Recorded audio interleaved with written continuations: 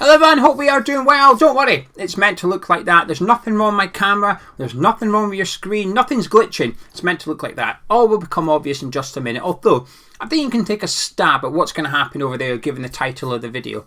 But a couple of weeks ago, I put out the possibility, once the transfer window is closed, about doing a video about the potential formations that David Moyes may use at West Ham this season and who may play where within them. And the idea was to sort of display the squad depth available to David Moyes. And about 2 people said, yeah, that's a good idea. Go for it, Gio. And I'm not fussy around these parts. 2 people's enough to persuade me. So I thought, right, I'm going to do it. But because it's timeless, I'll wait till the international break. We always need a bit of content in the international break. So I put the subject on the back burner. Had I done it a couple of weeks ago, it would have been quite a light-hearted look at what David Moyes may or may not do this season. But like I said, the reason behind it was to display and discuss the squad depth available to David Moyes. And I stand by that. I stand by the fact that Moyes still has minimum 2 players, Premier League standard players, available for every single position, regardless of what formation that we play. My mind hasn't changed. Obviously now, given our poor start to the season, this kind of topic's under a little bit more scrutiny, given that a lot of people, including myself, don't feel like the tactics are necessarily working. Anyway, now the disclaimer is over and done with. Like I said, it's a light-hearted look, this. I am not a football manager, I'm not a football expert, I'm just a West Ham fan. Having a little discussion about what Moyes has done this season and what Moyes could do, including what I think Moyes wants to do. I've got a feeling what I think, if Moyes had a cup final tomorrow and everybody was fit and on form, what team would he pick? Well, I don't know about the team, but what formation would he pick? I've got a feeling there's one in particular he wants to go for. Then at the very end of the video, I'll give you the one that I would like to see us play a little bit more often, and one that I'm disappointed to have not seen us play more. I don't know why either, so we'll discuss all that. So, I'm going to start with this one. The classic, the 4-2-3-1. This is the one that we saw on Sunday. This is the team that we saw on Sunday against Everton. It's the one that David Moyes has probably used the most under his tenure at West Ham since he returned after Pellegrini. And it was his go-to. Over the last couple of seasons, I feel there's only really been 2 formations that David Moyes has used at West Ham. And more often than not, it was this 4-2-3-1. But the problem with formations is it's just essentially data on a bit of paper, isn't it? That's all it is. It's just 11 crosses, if you like. What matters is then who plays where and how do you play as well. Because you could play 4-2-3-1, you could play 3-3-4, have 4 strikers, but you could still play hoofball. Do you know what I'm badly trying to say here? So the formations only counts for one thing, but that's what this video is mainly about. And it's also, like I said, to display the squad depth available to David Moyes. But this is how we lined up on Sunday. But the personnel in this suggests what we've seen. Quite defensive. So where you've got your 2 wingers, they're both in the team because of what they do off the ball.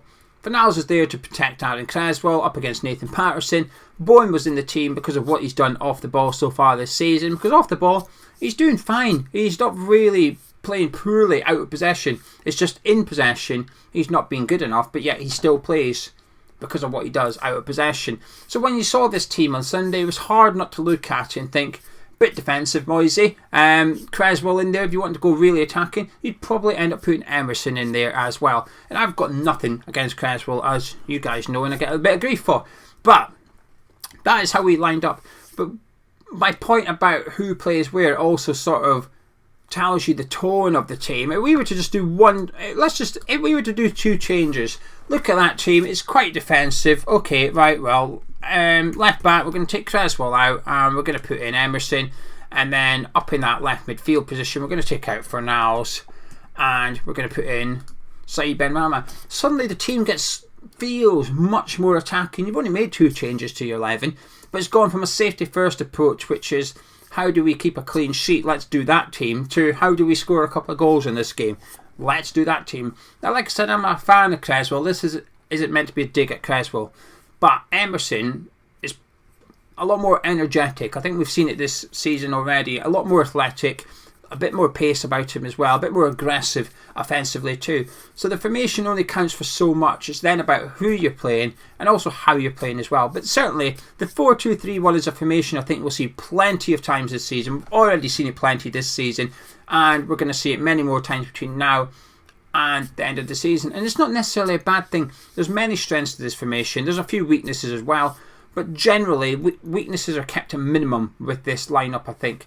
West Ham's biggest problem playing this, though, in my opinion only, is that midfield pairing. Now, it's not that they don't work. It's that they get overrun.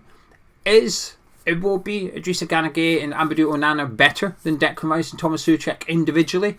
Some would say they are, some would say they're not. I'd imagine most people would say Declan Rice is the better player out of the five of them. Then there's a debate about the other four. However, as a group, as a 3 against a 2, there's only really going to be one winner, isn't there? And I felt that on Sunday, just like on Thursday in Denmark, we were overrunning midfield with that just played 2 centre midfielders. But that 4-2-3-1 is the first formation we've spoken about, because like I said, we've seen it enough. I think it's David Moyes' default formation, and it's one that we'll see plenty more times this season as well. This next formation is all about the 3-5-2 over on Spitch, who are sponsoring this video, and you can get involved as well with the Nations League coming up tonight as Scotland take on Ukraine. It's free to download, it's free to sign up, and this game is free to play as well. I've gone with Patterson and Tierney in the back for Scotland, hoping they'll be the wing backs for Scotland this evening. McTominay and McGinn in the middle. McGinn does like a shot when he's playing for Scotland, while McTominay does get involved in set pieces, and also Che Adams leading the line next to Yaremchuk. We've also got Yarmolenko in midfield. He's a midfielder on the app, which means extra points for attacking contributions, and I've gave him my captain's armband as well, as we could not cope with him back at the end of the last season when we got beat in the Euro playoffs. Fantastic. Anyway, what is fantastic though is the Spitch Fantasy Football app, and you can get it downloaded to your device by using the link in the description of this video. Now, if you're not into international football and Nations League, don't worry, there's nothing up for grabs, there's nothing at stake. It's a good way of getting used to the way that Spitch app works, as well as a point scoring ahead of the Premier League returning next weekend, where you can go head to head with myself and Gonzo. Get involved, link in description below. Anyway, let's get back to David Moyes' formation, shall we? Now, next up, we've got the 2 strikers, one in the number 10 and 3 at the back, and we've seen this in one of the European games so far this season. In my opinion, anyway, sometimes it's difficult to differentiate exactly what the formation is on paper, and sometimes I don't really think there is such a thing. I think it's a bit of a hybrid, and we have a formation A out of possession and formation B in possession, and certain players move about to make us difficult to break down, but going forward we have extra numbers. And certainly one of the European games, I felt like this is what we did. Cornet was up front with Scamacca, but at times dropping back, helping out with Said Benrahma to press the midfield, get back in numbers as well. But the reason I've done this formation is because I think we may see it a few times this season, going by comments that David Moyes himself made after the Everton game. He was asked, will we ever see Antonio and Scamacca up front for West Ham? And he basically said, it's something I'll have to have a look at. It's something that we could possibly see. However, it will have to be done with a back 3.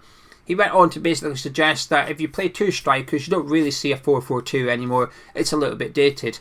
Now, I feel like it's a bit of a narrow answer, that, because I feel like he's alluding to 2 flat back 4-4-2, that traditional Burnley formation, if you like. I think there is ways you could incorporate 4 at the back and 2 strikers, but never mind. Let's go with Moyes' comments, 3 at the back. And if we are going to see Scamacca and Antonio up front, I think this is the formation as to how we will see it played out, so that we've got the wing backs there to offer the width and also get back and defend. And one of the strikers will always drop deep under David Moyes. I'd be surprised if we ever had 2 out and out. Also, when we played Chelsea, Jared Bourne was a bit of a striker, but even he was quite dropping back in to help out as a second striker rather than an out-and-out number 9. And I'm not against it, really. I think there's a time and a place for various different formations, but this is certainly one we can see. But again, it depends on personnel that's available and personnel which plays. Fornals in particular in this formation here is key to, I think, Moyes trusting it a little bit, because I think sometimes you'll see Fornals out of possession come in and help out Declan Rice and Thomas Souček. In possession, as we know, Creswell will almost switch to a traditional left back, provide that width as well, and push Fornals up the pitch and possibly infield, and he also becomes an inverted wing back, which is something that's a little bit unusual in football. But some games I see Fornals play and he's absolutely mastered it. I think he's fantastic in that wing back role. However, there's plenty other games where he plays in that wing-back role, and I just feel it doesn't work with him there, that you could probably do with a left footer over there, somebody that can hold the width, get up the pitch, and it's not really something Fornals can do. But certainly, the 3-4-1-2 formation, if you want to call it that, I think we'll see it a couple of times this season, and if we want to see Scamacca and Antonio up front, I think this might be how we see David Moyes do it. Suddenly you're looking at this team I've got on the screen right now thinking that's not too bad actually, is it? All we've done is switch from a sort of 3-4-1-2 to more of a 3-5-2 or a 5-3-2 depending on how you want to look at it. We've got rid of the number 10 and dropped them into a deeper midfield position to make that 3 in there. So defensively, very, very solid. That'll be hard to break down. But arguably it gives license to roam to 2 centre midfielders. Whereas if you play with that attacking midfielder, your 2 centre midfielders in there are probably going to have to be a little bit more disciplined, otherwise one's going to be left exposed. With this one, you're allowing 2 of your midfielders to get forward rather than just having a number 10 in behind the strikers. And it's probably going to allow David Moyes to play both strikers. So while I said with the last one that's what we may see in order to get 2 strikers on the pitch, you'll notice a difference in personnel. I'm not sure David Moyes will do it with Antonio and Scamacca. I think to almost justify Antonio and Scamacca starting on the pitch at the same time, I think we might see a slightly deeper midfield 3 on this one compared to having a more of an attacking midfielder in there. That could mean Paqueta being shackled, but it could also mean getting the best out of Paqueta as well, and also getting a little bit more adventurous with your left wing back, because Fornals wouldn't then have to come inside and help out the centre midfield. He won't need to. There's 3 centre midfielders in there. You can then play Emerson or possibly even Maxwell Koné in that left wing back role, someone a little bit more attacking, someone that is going to bomb up and cause that fullback a little bit more problems than what the previous formation did. Second last formation, the last one will be the one that I would like to see, but this is the one that I think David Moyes would like to see. We've seen it a few times already this season. We got told in the summer that David Moyes wishes to play a back 3 with West Ham this season. That was sort of backed up by the £25 million signing of Nathan Guerd as the first signing of the summer as well, implying he's key, that he was the manager's number 1 target and probably quite pivotal to playing this formation going forward. But as he's out at the minute and he doesn't seem to be on this website, so I can't put him in, I've kept Cresswell in there for the sake of it. But as I said, we've already seen this. 1 striker, 2 attacking midfielders in behind him. And the strengths is quite a narrow attack. If they can get close to the striker, it makes sense. From what I've seen with Scamacca, he needs people next to him. Like I said, I hadn't seen him before he moved to West Ham United. But certainly the difference with him and Antonio is Antonio doesn't necessarily mind playing, mind it. Antonio enjoys getting one-on-one with the centre-back, trying to get in behind their defence, having a race, having a wrestle almost, a fight of power and strength. Whereas Scamacca, while he doesn't mind some of those things, I think he looks a bit more keen to get involved in the build-up. He doesn't mind dropping deep. To do that, you need players around him. I think this formation, I feel Moyes is trying to go towards, allows us to get players next to him.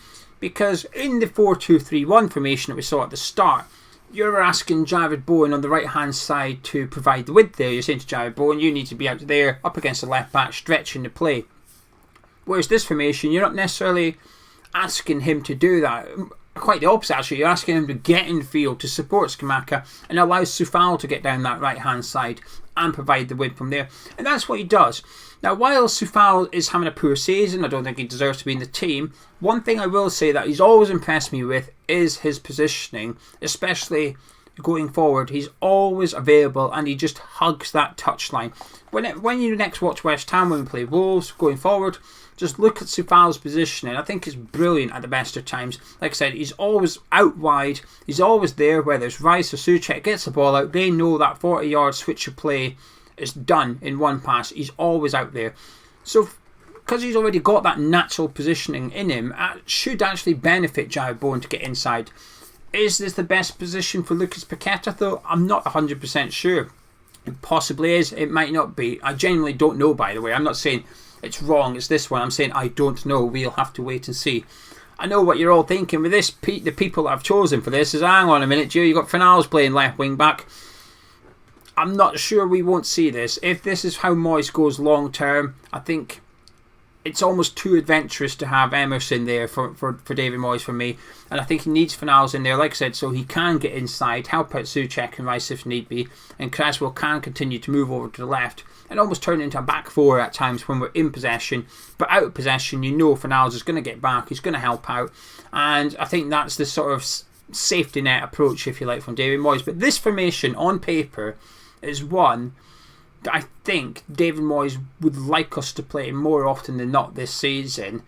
And I wouldn't be surprised if this is what we play against Wolves after the international break as well. But like I said at the very start, the formation's one thing, it's about who you play there. Because like I said, that looks balanced, I guess, doesn't it? You know, but if I was to do a couple of changes, do a couple of personnel in there, I could either make it more defensive, or I could make it more offensive just by bringing in 2 to 3 different players. If I took out Fornals and put in Maxwell Cornet, for example, suddenly, whoa, hang on a minute, that's attacking, isn't it? But if I took out Paqueta and moved Fornals there and put Emerson in that left wing back, suddenly it's getting a bit defensive pretty quickly, isn't it? So anyway, there you go. 3-4-2-1. We've seen it a few times, and I think we're going to see it plenty more this season. Now, I'm a bit biased. 4-3-3 is sort of my favourite formation in football. I think there's a lot more strengths than weaknesses when it comes to playing with this setup. Again, it depends on how you play and who you play, but let's strip it back to basics. Let's simplify it as much as possible. And 4-3-3 is just the way I would like to see West Ham play, and I actually do think we've got the personnel available to it, and actually it may be the formation to suit who we've got, and also the formation to suit 1 or 2 players in particular as well. Now, what I will say is just disregard the personnel to some extent. The defence and goalkeeper anyway, I'm not put in who I want to see, it's just the formation itself. But one player I have moved in particular is Lucas Paqueta, which is dropping him into almost a number 8 role, dropping him into that deeper centre midfield position where he will get time on the ball. If you look at his stats from the Everton game, he lost the ball. Eye test, we've seen it. We saw him dawdle on the ball too often on a couple of occasions, and it got pinched off him, usually outside the Everton box. At least 2 occasions I can remember off the top of my head, just like that. So he's going to take a little bit of time to get used to the pace of the Premier League, and that he doesn't have that much time on the ball. That's fine. But other statistic is 95% pass success rate on Sunday against Everton. Now obviously those occasions don't count because he lost the ball. He didn't try and pass it and he get intercepted. But when he did try and pass it, 95% of the time it ended up at his West Ham teammate. And I just feel that bringing him back into that centre midfield role, get him out the congested area outside the opposition's box, bring him back in and just give him a little bit more space, I think might unlock the best out of him. That's why I've got him in there. But this formation, the reasons I like it, your fullbacks can get up the pitch. With 3 centre midfielders in there, or say 2 plus a designated defensive midfielder, one that almost doesn't go into the final third of the pitch. He then can provide that cover. He can then drop back and pick up the ball from your back 2 as well. So when your centre backs are in possession, that guy, Flynn Downs in this picture, is the one responsible essentially to drop back in there in between Kerr and... Why have I got 2 Creswells? Zuma's disappeared. Anyway, no, I'm going to change it just because I'm waiting to talk about him now. Hang on a minute, bear with. Kurt Zuma, where are you? There you go. I've changed the wrong one. What's going on? Oh, get back, Kerr.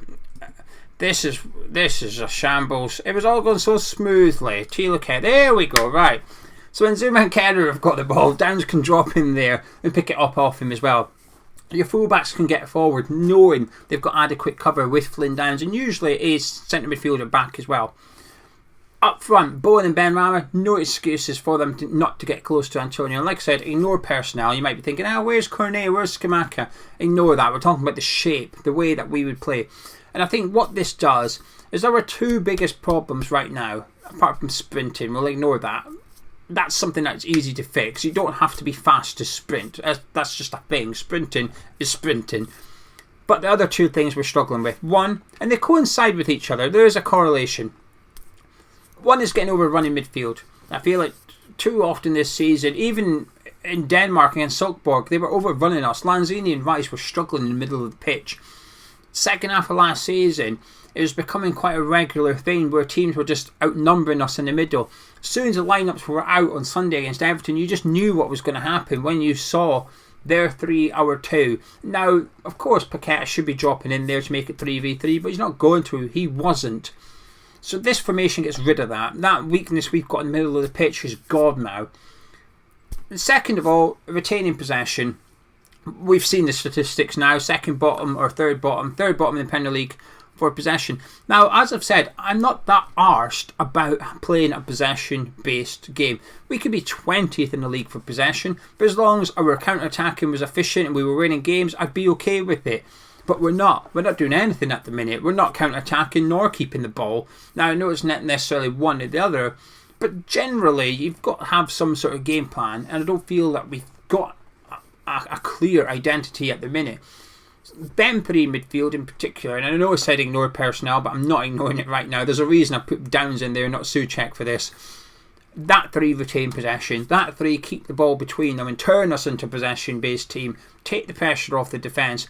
Because one problem we've had so far this season is we've struggled to get out. Again, to bring it in its simplest form. When we are under the cosh defensively, we get it away. It's coming straight back at us. We're struggling to keep it. That three, our team will do well to come away with better passing statistics than them three. Now, I know what the problem would be. Yeah, but that doesn't mean you're creating anything. But that's why Paqueta's in there, to do the creating, to get the ball to Benrahma and Bowen in better positions. But that's formation I would like to see at West Ham. It's I have done for years now, really, regardless of personnel. But that's just because I think this formation is the one. I think it's just strong. I don't think there's much weaknesses. And you can alter it game by game without really changing too much. You can turn that into a 4-5-1 pretty quickly as well if you needed to. And I know I've always called it the Man City and Liverpool way. I've always said there's a reason the best teams in the country play it. And people's counter arguments have been, yeah, but that's because they're Man City and Liverpool. Well, my counter argument to that now is, well, Newcastle are playing it and they're playing pretty well, aren't they? They're playing 4-3-3-2. And I just think it's a strong formation. And we've got the right players to do it now. Look at that team. That's a damn good team. That is a damn good side. But like I said, formations only count for so much. It's a case of then how are you going to play it and what's your attitude going to be? What's your intent? How desperate are you to go on and win this game? That's really where it comes down to. But anyway, as requested by 2 videos, there's the formations I think we might see David Moyes play this season. And I know I haven't given you all the options for all the different positions, but I don't think I need to. I think most people can work out that, looking at that on the screen, that Kone can play left wing, right wing, left back, that Souček can play any of the 3 positions in the middle of the pitch. Skamaka for up front. You don't need me telling you. So I'm going to leave it there. If you've enjoyed this video, please do drop a like on it. Subscribe if you're new to Hammer's Chat. And I shall be back tomorrow. I don't know what it will be, but it's not going to be about David Moyes. I can promise you that. I'll catch you then.